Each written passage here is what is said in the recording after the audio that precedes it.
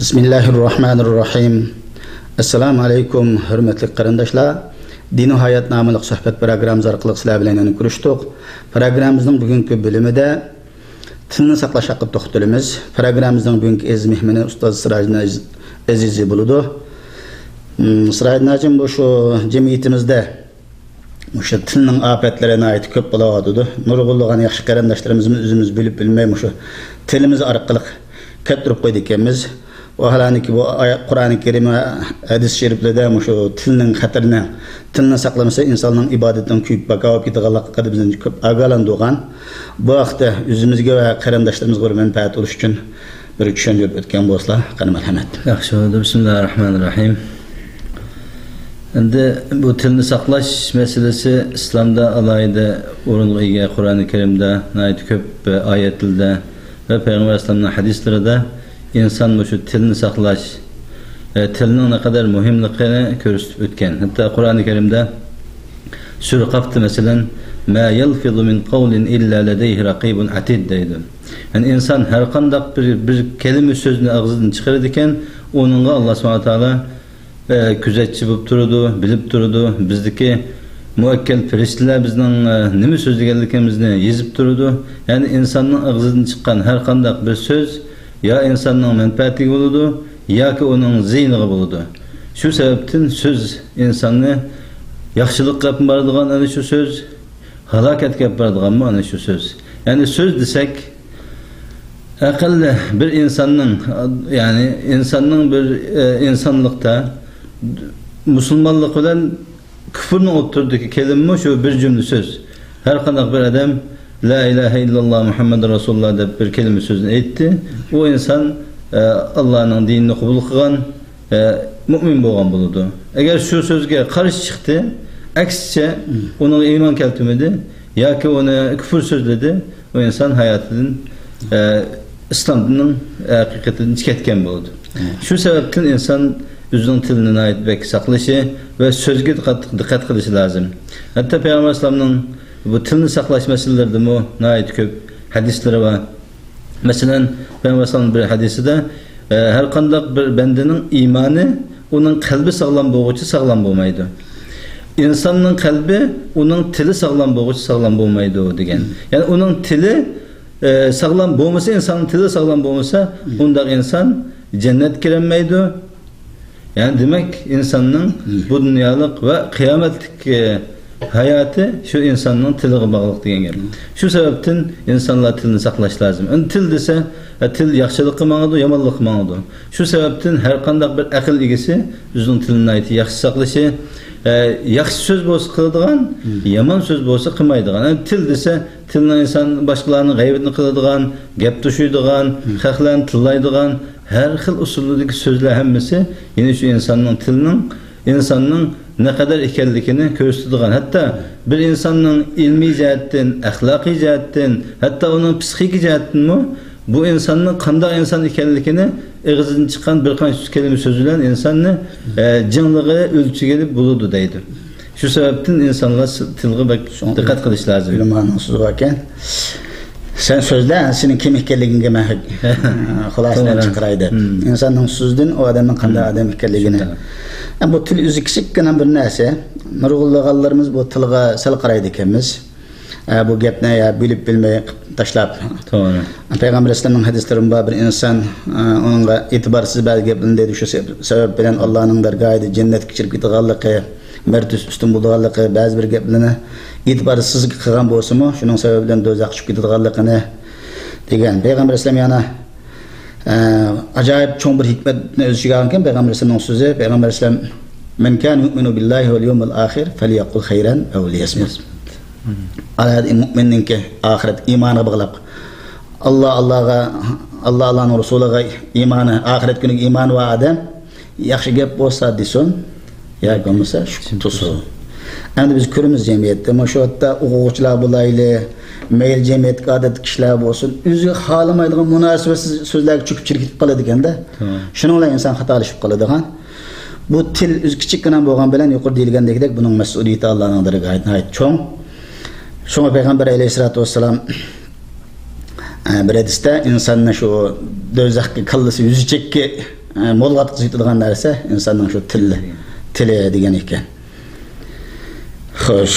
Hatta yana bir mashhur hadis var Peygamber Aleyhisselam'ın. Her qanday adam bana ikki turlik narsaga kefillik qilsa, men uningga jannatni kefillik qilaman degan. Biri insonning tili, ikkinchisi ikki putning orliqi, ya'ni avrati. İnson o'zining avratini saqlay oladi haromdan, tilini saqlay oladi haromdan yoki boshqalarning sharifidan, iliqidagi g'ayvat shikoyatdan, nomusidan inson jannatga Peygamber Aleyhisselam o'zi men kefillik qilaman degan. Demak, inson o'zining avrati bilan tilini saqlayolmaydi ekan, dunyo oxiratlikini tugatdi. Ya'ni bu dunyodami, u dunyodami inson vayron bo'ldi degan. Hatta bir nima bor she'r, ma in nadamtu ala sukuti marratan wa laqad nadimtu ala kalami mirara degan. Men sukut qilganligim uchun hayotimda hech qachon pushmon qilmadim, ammo so'z qilganligim uchun qaytib pushaymon qildim dedi. Demak, insonlar ba'zi to'ymay, bilmay so'zlab qoladi. Ig'ziga kelgan deydi, anglaganning hammasini rost o'xshaydi deb uni yutkaydi. Hatto o'zining eng yaqin qarindoshlari, sabdoshlari, do'stlarining o'tirida iliqidek kas-kamas quruq gaplar bilan yoki bir fitna ig'vo bilan uning sharifiga, inovatiga, hatto uning iymoniga, axloqiga, istiliga qarata hech qanday dalil isbotsiz boshqalarga hujum qiladigan, boshqalarni tushirishga urinadigan ishlar qarindoshlar o'tirdi ba'zi birodarlar. Agar biz haqiqiy mu'min musulmon bo'lib bir jamiyatni isloh qilishni xohlaydigan bo'lsak, albatta o'zimizni isloh qilishimiz lozim, o'zimizdan boshlash lozim. Hech bo'lmasa bizning atrofimizdagi qarindoshlarning sharifiga tegadigan, inovatiga ta'sir yetkazadigan, uningki islomiga tekkizadigan gaplarni dalil isbotsiz, faksiz qilmasligimiz kerak. Shundoq bo'lgan vaqtida biz tilimizni saqlay olgan bo'lamiz, dinimizni saqlay olgan bo'lamiz, bu dunyo oxirat bizning bo'ladi. Unda bo'lmasa, aks bo'lib qoldikmi, bizning vayronligimizni o'z tilimiz bilan o'zimiz go'rimizni qazgan bo'lamiz. Peygamber Aleyhisselatü Vesselam'ın yana bir hadisi ismi geldi. Meşhur hadislerden Peygamber Aleyhisselatü Vesselam etkan iken men selimel muslimun el muslimu men selimel muslimun min lisanihi ve yedihi.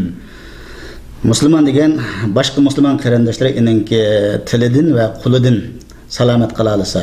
Bu hadisni sharhlab ulumlar hatta bu hadisda tilni muqaddam keltirdi-da. Qulidan demasdan avval tilidan va qulidan. Qo'lning aziyatidan bakroq insonga tilning aziyati kichik bo'lgan gapkan. Shunga hatta bu yerda musulmonlikning payg'ambar alayhisalom musulmon odam degan boshqa musulmonlar sening tilingdan salomat qila olsa, qutlub aziyatidan qolsa musulmon bo'ldi deb. Bu mashhur shoirlarning birisi bir she'r aytgan-da. Nimada shu tilni saqlash haqida, tilning xatari haqida. Bu har qanday til tekkan ya tiqtekka ya saqiydikan jarohat sana lahat tiyamu wala yaltamu ma jarahil lisan. Har qanday tiqtekka ya saqiydi, lekin til tekka ya saqaymaydi. Amaliyotda til tig'ning yumshoq, lekin aziyati tig'ning aziyatidan, Qur'onning aziyatidan bu qattiq ekanligini deydi. Shunga avval o'zimizga va atrofimizning qarindoshlarning shu og'zim keldi deb ba'zi gaplarni o'ylanmasdan deb ziyon tortmasligimiz uchun, boshqalarga aziyat qilib qolmasligimiz uchun ammo shu tilni, so'zlarni kontrol qilishning bir yo'llari. Qanday qilganda o'zimizning tilni saqlab, kishilarning aziyat qilishdan saqlanib qola olamiz? Shu orqali dunyoligimizni, oxiratimizni ziyon tortmay o'talaymiz. Bu haqda bir tushuncha bergan bo'lsa. Endi shu tilni saqlash deganni desak, inson o'zining tilni saqlash uchun bir qancha turli ishlarga rioya qilish lozim deydi. Yani birinchi muhim masala, inson har qachon so'zlasa, bu so'zning oqibati nega boradi? Bu so'z insonga foydaliqmi, ziyonliqmi? Buni bilib so'zlash lozim. Ya'ni inson mayli o'zining dunyoligi bo'lsin, oxirati bo'lsin, islomi bo'lsin, boshqalarning sharifi bo'lsin, boshqalarga ziyon yetkazadigan so'zni iloji bor qilmaslik lozim aql egasi. Boshqalarga ziyon yetkazadigan so'z qilishning o'rniga foydali so'z qiladigan bo'lmasa shuk turish lozim. An söz qilgan vaqtimi, sözüm bor deb halaqadagi sorunning nima ekanligini uqmay, atrofingdagi odamlarning kimligidan hisoblashmay, og'ziga kelganini so'zlayveradiganning o'zi eng xatarlik masala. Shu sababdan arabchada bir gap bor, likulli maqamin maqal deb. Har o'ringa o'ziga loyiq so'z bor, shuni so'zlash lozim. Ba'zi o'rinlar so'zlashga tegishli, so'zimiz bo'lmaydigan. Ba'zi o'rinlar sukut qiladigan, so'zlasa xatolashadigan. Shu sababdan buni insonlar qaysi o'rinda so'zlash, qaysi o'rinda so'zlamaslikni yaxshi bilishimiz lozim.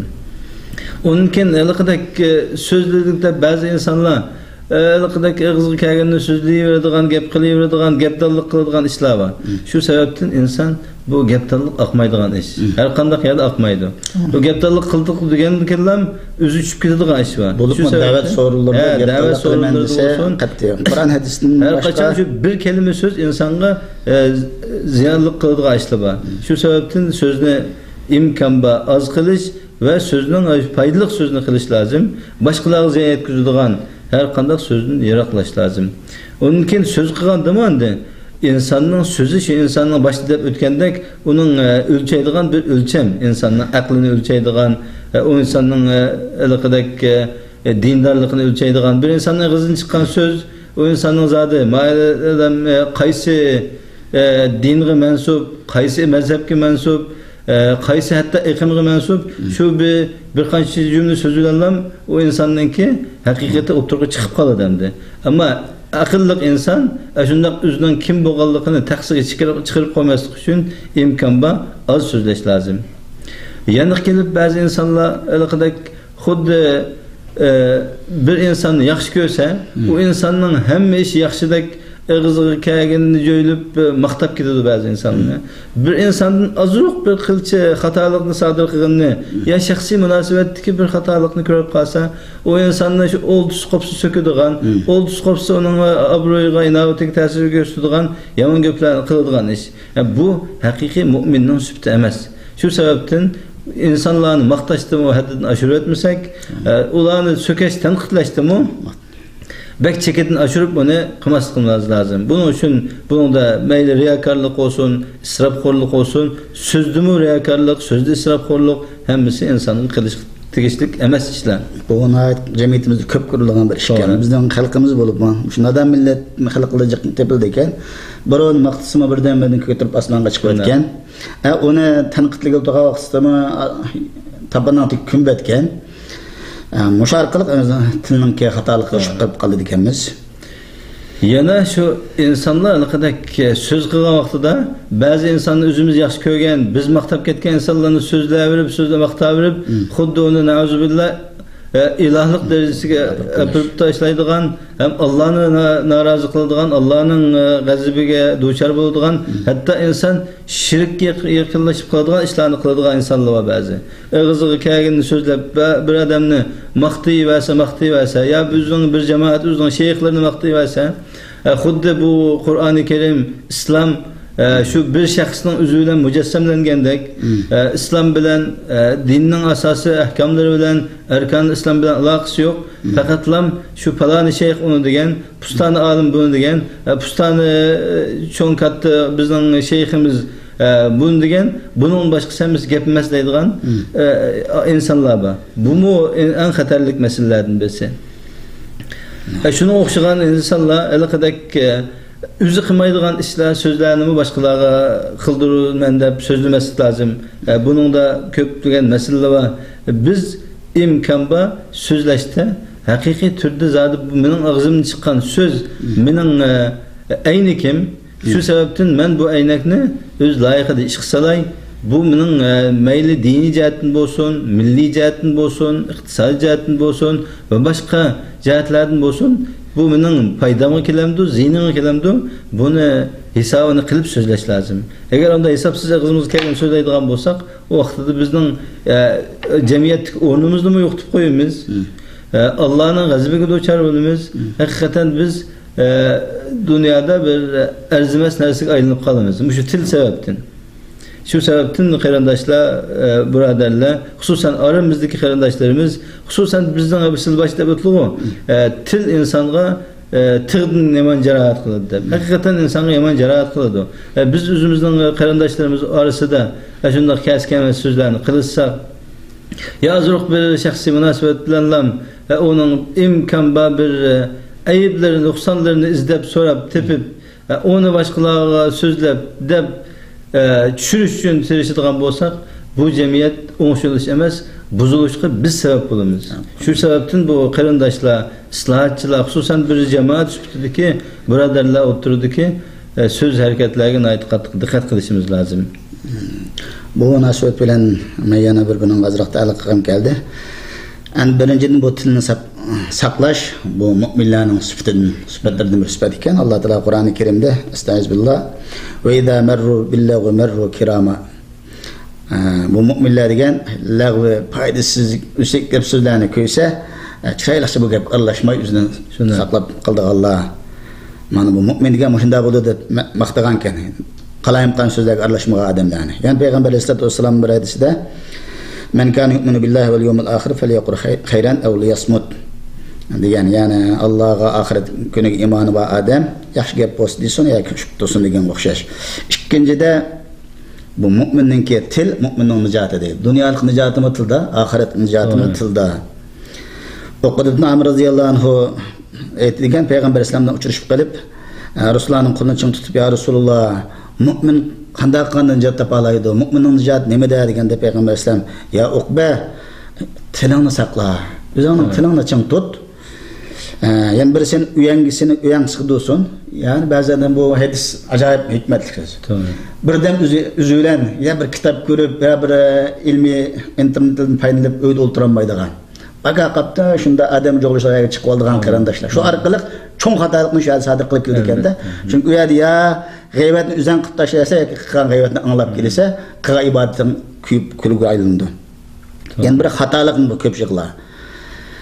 Evet, üç şey hikmetin degan Peygamber sallam. Biri tilingni saqla, yani biri uyangi sıkkın. Yani qalayim qandalalık sırtıga köp çıkma. Yani hatalıkın köp çıkılgın, muhinda qılsang sana nijatlıkman muşnunda degan. Yani Peygamber aleyhissalatu vesselam'dan İslam'dan qaysi afzal deganda Peygamber aleyhissalam Müslümanlarning tilidan, qo'lidan salomat qalalig'an musulmon eng afzal musulmon bo'ladi degan ekan. Şuna üzümüzün Cenab-ı Allah'ın evvel üzümüzde mi tilimizni saqlashini, qarindoshlarımızdan va munosabatsiz quruq gap hikoya cho'chaklardan, quruq so'z, quruq tuhmatlardan yiroq qilishini tilaymiz. Endi bu munosabat bilan tilning ofatlarining eng kattasi endi beshidikiligini g'iybat. Endi yuqoridagisi g'iybatdan boshqa endi malayani so'z, ya'ni maqsadsiz bir hikmatsiz, foydasiz gaplarni qilsak yuqorida xatarlarga çıkıp kaldı ikimiz. Endi olaqa bir adamdan g'iybatini qilsak, onunki texmo natijasi ham xato qilgan bo'lamiz. Bu vaqt biraz tushuncha basli shu orqali programmamizni to'xtatamiz. Tilni saqlashning eng muhim ishi inson shu g'iybatni saqlash lozim. Bu g'iybat desa, g'iybat haqiqatan Qur'oni Karimda nayt bek qattiq sökkan, agalandigan xatarlik ishlardan birisi. Hatta Qur'oni Karimda g'iybat qilganlar o'zining qarindoshlarının go'shini yegan bilan o'xshash degan oyat bor. Yani buni gapni uzatishning hojati yo'q. Yani bu g'iybat ustida yana ayrim bir to'xtalsak bo'ladi. Burun mu to'xtalgan. Yani şu tilni saqlagan odam g'iybatni saqlana oladi. Tilni qo'yib berdi-mi, shu g'iybat shunga boshlanadi. Shu g'iybat inson o'zining tilni saqlayolmaganlikning ameli namunasi g'iybat bilan bo'ladi. Shu g'iybat qilgan odam İmam Ali ibn Abi Talib roziyallohu anhu shunda aytgan, bu g'iybat qildiganlar qanday odamlar desa, bular xuddi chivinga o'xshash yomon odamlar. Chivin nadi shu shundaqalikdak axlat chava, shaltoq, chivin poq qonu deb yomon yerning hammasi chivin tepiladi. Xuddi yomon g'iybatxo'rlarmi xuddi chivinga o'xshash. Bular insanların davamlı ayıplarını kovalap durdu. Ama yaxşı yerleri olsa onun ilacı var, yögep, başkalar okup kalmasın bu adamın yaxşılıkını da onu yögep durdu. Ama yaman yerleri olsa davamlı açıdı. G'iybat degan şu. Yani şu tilini saklayan adam elbette g'iybatni saqlanadi. Tilini saklayan adam g'iybatni qiladi, shikoyat mi qiladi, gap to'shiydi, suxanchilik qiladi, shpiyonlik qiladi. Ya'ni insoniyatga ziyonli ishning hammini mush tilni saqlagan odam qiladi. Shu sababdan bu tilni saqlash haqiqatan muhim. Uchinchi bo'lishi mumkin herhalde. Endi oxirida men payg'ambar sollallohu alayhi vasallamning bir hadisi bilan so'zimizni oxirlashtiray. Payg'ambar sollallohu alayhi vasallam shu sahobalardan sizlar arangdagi muflis, ya'ni gaday degan kim o, pulis yo'q. Muflisdan da asosan ammiy lug'at ma'nosida hech qanday bir narsa yo'q, gaday degan bo'ladi ekan. Deganda sahobalar ya Rasululloh bu shunda dirham dinar hech qanday bir bisot taalluq yo'q odamimiz gaday deymiz ekan. Payg'ambar sollallohu alayhi vasallam men buni maqsad qilmadim deb payg'ambar sollallohu alayhi vasallam o'zi muflis degan qiyomat kunidagi muflis, qiyomat kuni gaday bo'lib qilgan odam ibodatlarni qilgan dunyoda, lekin mush tilni saqlamaganlikdan uni tillab qo'ygan, buning g'aybatini qilib qo'ygan, u ishni qilib qo'ygan, bu haromni yeb qo'ygan. Shuning bilan qiyomat kuni uningki yaxshiliklardan har bir odamning qilgan g'aybati, izzatiga berilib, oxirida to'liq qolmay, ana boshqaning gunohini uningga olib bergan odam mana bu qiyomat kuni gaday mana shudir. Xudoyim saqlasin. Ana shunda o'zimiz yaxshi ibodatlarni qilib, o'zimiz yaxshi odam, yaxshilikning da'volarimiz va tamoyimiz va afsus, mush tilimiz degan ofatdan o'zimiz qutulolmay, shunda har xil kishilarning obro'ga tegib qolib, ziyon tortib qolmasligimizni o'zimga va qarindoshlarimga tavsiya qilaman. Endi inson haqiqatan shunda biz ogohlantirib turuvchi bir ustozlar ogohlantirib turmasa, inson xatolashadi ekanmiz. Jiqlarimiz bu hadisni anglagan. Shunda dedim yana ba'zi biz sal qarab insonchilik, o'zimiz bilib bilmay shunday kishilarning obro'ylariga tegadigan gap so'zlarni anglab qoldik ekanmiz, yaqib soldik ekanmiz. Janob Alloh bizni hammamizni bu illatni ijro qilgay. Sizlar yana boshqa bir qo'shimcha izohatlar bo'lsa, başka izohat yo'q. Endi bu haqiqatan til masalasi insonning dunyo oxiratlik hayotiga, baxt saoatiga munosabatli bo'lg'achqa, har bir mu'min, musulmon bir axloq egasi o'zining tilini saqlashga tirishsa, bu dunyoda boshqa nurg'un ishlar hal bo'lib ketadi. Shu payg'ambar alayhisolamning boshida degandek, insonni halokatga tashlaydigan narsa shu til degan. Tilga ahamiyat bersak, diqqat qilsak, aramizdagi do'stlik rishtalari kun-kunga changib qolsa, biz mu'minlarning, musulmonlarning insoniyatning manfaati uchun bir qo'limizdan kelishcha xizmat qila olsak, agar unda qilolmaydi ekanmiz, qarindoshlar o'rtasida bir-birimiz bilan hamkorlik, bir-birimizga bo'lgan muhabbat, do'stlik tilimiz orqali buzulsa, o vaqtida yana ziyon tortganimiz birinchidan o'zimiz, ikkinchidan atrofdagi qarindosh jamoatlarimiz, musulmonlar ziyon tortadi. Shu sababdan til masalasida diqqat qilsak. Hurmatli qarindoshlar, programmamizni bu yerda oxirlashtiramiz. Kelarki bilimlarda sizlar bilan o'zgarishgan qadar sizlar bilan xo'shlashimiz. Xayr, xo'sh, salomat bo'linglar. Vassalomu alaykum va rahmatullohi va barakatuh.